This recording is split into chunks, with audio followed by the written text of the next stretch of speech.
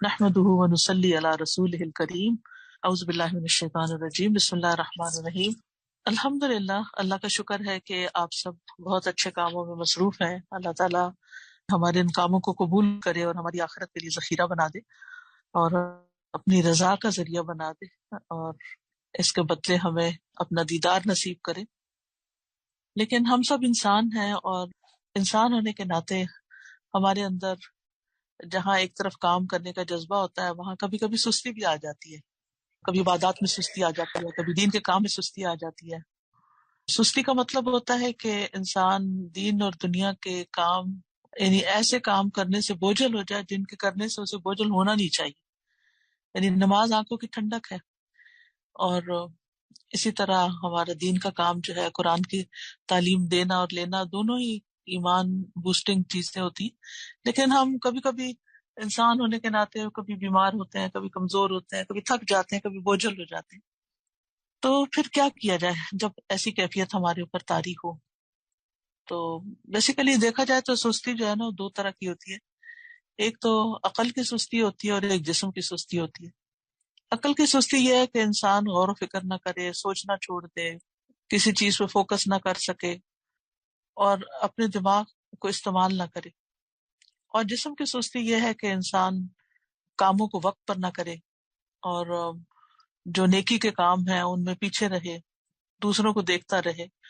تو نبی صلی اللہ علیہ وسلم نے سستی سے پناہ بھی مانگی ہے۔ تو سب سے پہلی چیز تو یہ ہے کہ انسان دعا مانگنا شروع کر دے کہ یا اللہ تو میری سستی دور کر دے جب کبھی ایسی کیفیت اپنے اوپر آئے۔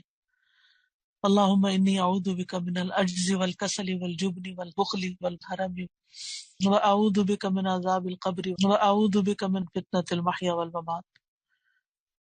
پھر اس کے بعد یہ ہے کہ سستی کے نقصانات پر انسان غور کرے۔ ابن قیم کہتے ہیں کہ نبی صلی اللہ علیہ وسلم نے بے بسی اور سستی سے پناہ مانگی کہ یہ دونوں ایک دوسرے کے ساتھی ہیں۔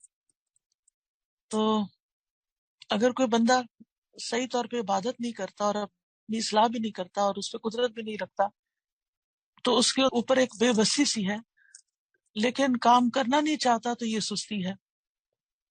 تو بے بسی اور سستی جو ہوتی ہے یہ انسان کو ہر بھلائی سے محروم کر دیتی ہے اور اس سے شر نکلتا ہے۔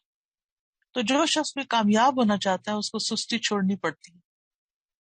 تو چاہے سستی تھوڑی دیر کے لیے ہو، کچھ دنوں کے لیے ہو، ذہنی ہو، جسمانی ہو، تو اس سے فوراً نکلنے کی کوشش کرنی چاہیے، اس کو اپنے اوپر طاری نہیں ہونے دینا چاہیے۔ اور سستی سے پھر یہ ہوتا ہے کہ مقاصد میں ناکامی حاصل ہوتی ہے، یعنی کہ انسان اپنے مقاصد کو نہیں پہنچ سکتا۔ خواہشات تو انسان کی بڑی بڑی ہوتی ہیں، تمنائیں، امیدیں، لیکن پھر جب کام نہیں کرتا تو پھر مقصد بھی نہیں پورا ہوتا۔ تو سستی کے خلاف ایک یعنی جنگ کرنی پڑتی ہے انسان کو بیسیکلی۔ اس کے بہت سے اسباب ہوتے ہیں، بعض اوقات یہ ایک نفاق کی قسم بھی ہو جاتی ہے اور بعض لوگ آرام پسند ہوتے ہیں کہ بس انف از انف، میں اس سے زیادہ نہیں سوچ سکتا، آگے کا نہیں سوچ سکتا اور نہیں کچھ کر سکتا۔ آرام پسندی بڑا مشکل ہو گیا ہے، it's too much for me. نہیں، جنت کا راستہ جو ہے نا مشکلات سے گھرا ہوا ہے، اور جب انسان کو اوپر چڑھنا پڑتا ہے، بلندیاں حاصل کرنی پڑتی تو اس کو سانس بھی چڑھتا ہے، اس سے تکلیف بھی ہوتی ہے، وہ آرام دہ سفر نہیں ہوتا، لیکن یہ ہے کہ اس کے بغیر گزارا بھی تو نہیں نا، وہاں تو پہنچنا ہی پہنچنا ہے۔ تو یہ جو آرام پسندی ہے اس کو ترک کرنا چاہیے۔ ٹھیک ہے، ضروری آرام، دن کا قیلولہ، رات کا آرام بس کافی ہے۔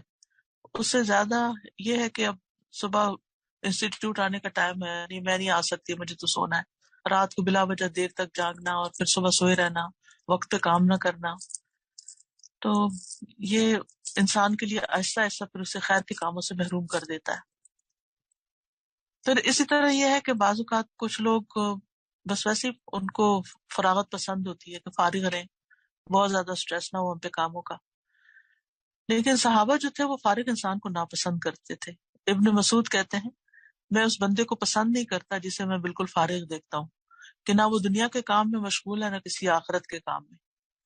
پھر اسی طرح یہ ہے کہ بعض لوگ بس عیش پسند ہوتے ہیں، بس ان کاموں کو کرنا چاہتے ہیں جن میں ان کو مزہ آتا ہے، وہ کام نہیں کرنا چاہتے جو ان کے نفس پہ بھاری ہوتے ہیں۔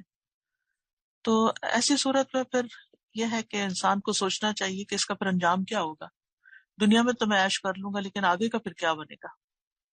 اسی طرح کچھ صحت کا خیال نہ رکھنا، بعض اوقات بیماری جو ہوتی ہے وہ انسان کو سست کر دیتی ہے، یا زیادہ کھانا پینا جو ہے وہ انسان کے اندر سستی پیدا کر دیتا ہے، زیادہ سونا جو ہے وہ دل کو مردہ کر دیتا ہے. پھر یہ کہ سست لوگوں کی مجلس، اور لوگ کچھ نہیں گھر میں کام کر رہے تو پھر انسان کہتا ہے میں کیا کروں، کوئی بھی نہیں کر رہا، اور ماحول کا بگاڑ جو ہوتا ہے وہ انسان کو بیکار کر دیتا ہے، اور پھر انسان بعض اوقات کاموں کو ڈیلے کرتا رہتا ہے اور ابلیس پر کامیاب ہو جاتا ہے انسان کو بیکار کر کے کہ وہ اپنی زندگی کو ضائع کر بیٹھتا ہے. تو انسان کی عبادات بھی متاثر ہوتی ہیں، خدمت خلق متاثر ہوتی ہے، ریلیشن شپ متاثر ہوتے ہیں. اگر آپ سست ہیں، گھر کا کام نہیں کرتی، یا انسٹیٹیوٹ میں یا کہیں بھی جہاں بھی کام کرتے ہیں کام نہیں کرتی، تو ظاہر آپ کے کولیگس متاثر ہوتے ہیں، آپ کے لائف پارٹنر متاثر ہوتا ہے، آپ کے پیرنٹس متاثر ہوتے ہیں، وہ اڑتے جلتے رہتے ہیں. پھر اسی طرح ایسے لوگوں کا دل بھی سخت ہو جاتا ہے، احساس ذمہ داری ختم ہو جاتا ہے، اور وقت ضائع ہو جاتا ہے، اور وقت کی برکت بھی اٹھ جاتی ہے. تو اس لیے بہت ضروری ہے کہ ہم پر اگر کسی وقت بھی ایسی کوئی کیفیت آئے تو سب سے پہلے اللہ سبحانہ وتعالیٰ سے مدد مانگی جائے. ایک حدیث میں آتا ہے وَاسْتَعِن بِاللَّهِ وَلَا تَعْجِزْ، اللہ سے مدد مانگو اور کمزور نہ پڑو. پھر یہ کہ اللہ تعالیٰ سے پناہ طلب کی جائے، اور صبح اٹھنے کا وقت مقرر کیا جائے، اور پھر باقاعدہ اچھی طرح وضو کیا جائے، کیونکہ اچھی طرح وضو کرنے سے شیطان جو ہے اس کے جو اثرات ہوتے ہیں سوتے وقت انسان کے اوپر وہ ختم ہو جاتے ہیں.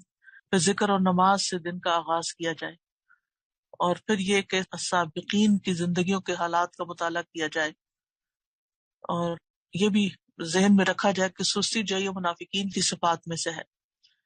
پھر یہ کہ باقاعدہ ورزش کا بھی کوئی پلان کیا جائے، اسٹریچز، ورزش، بریدنگ ایکسرسائزز، یہ بہت ضروری ہے ہم میں سے ہر ایک کے لیے. کچھ نہ کچھ واک کے لیے وقت نکالنا، راتوں کو زیادہ نہ جاگنا، ٹائم پر سونا. پھر اسی طرح یہ کہ اچھے لوگوں کی کمپنی اختیار کرنا جو اس کو وتواصوا بالحق وتواصوا بالصبر کریں. عیش پرستی چھوڑنا، بیکار قسم کی چیزوں میں دلچسپی نہ لینا. آج کل جو بہت زیادہ لوگوں کو متاثر کر دیا اور سست بنا دیا وہ میڈیا ہے، فون ہے، یہ مختلف چیزیں ہیں جن کو لے کے بیٹھے رہتے ہیں لوگ، اور پھر کرنے کا کام نہیں کرتے. تو ابن جوزی کہتے ہیں سستی کا سب سے مفید ترین علاج یہ ہے کہ محنت کرنے والے لوگوں کی سیرت میں غور کریں. یعنی جو لوگ محنتی ہیں ان کی زندگیوں پر غور کیا جائے کہ وہ کس طرح جیتے. تو یہ چھوٹی سی چند ٹپس ہیں جن سے انشاءاللہ تعالی آپ فائدہ اٹھا کے اپنے اوپر قابو پا سکتے ہیں، تاکہ جو کام آپ کر رہے ہیں اور بھی بہترین طریقے سے آپ کر سکیں. اللہ سبحانہ وتعالی ہمیں عمل کی توفیق عطا فرمائے. وآخر دعوانا ان الحمدللہ رب العالمین. اللہ سبحانہ وتعالی ہماری سب کی کوششیں قبول کرے. بارک اللہ فیکم. سبحانک اللہم وبحمدک، اشہد ان لا الہ الا انت، استغفرک واتوب الیک. السلام علیکم ورحمۃ اللہ وبرکاتہ.